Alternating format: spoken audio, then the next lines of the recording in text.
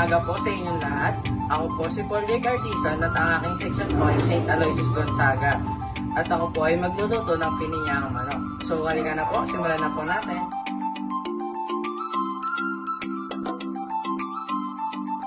Simulan po natin sa pagpapainit po ng kawali at tagyan po natin ng mantika.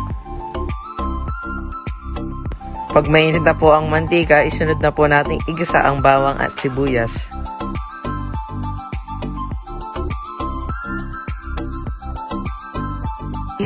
Pag nag golden brown na po ang bawang at sibuyas, isunod na po natin ang manok.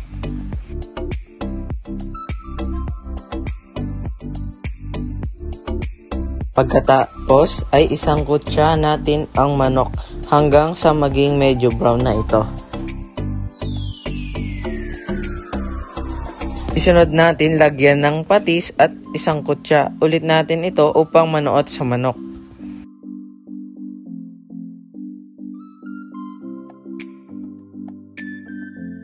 Ilagay naman natin ang patatas at carrots.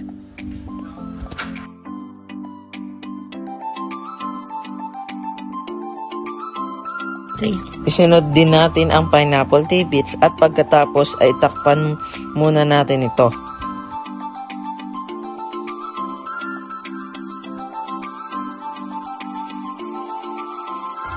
Kapag nagisa na natin ng mabuti ay magdagdag tayo ng tubig upang maluto ng husto ang manok.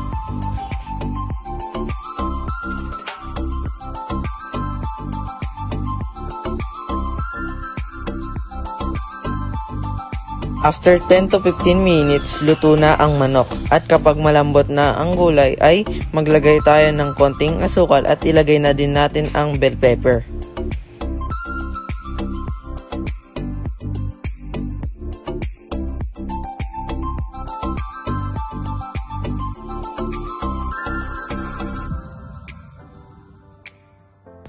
Pagkatapos ay lagyan na natin ng evaporated milk at timplahan ng paminta at asin ayon sa panglasa natin.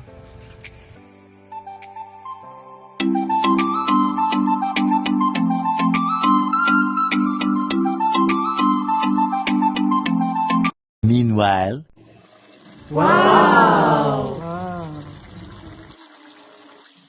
Halika, tikman natin.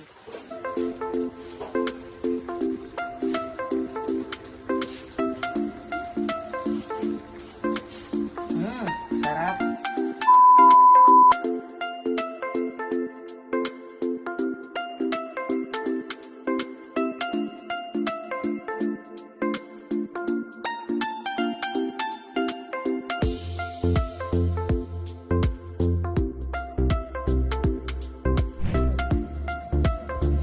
Wow!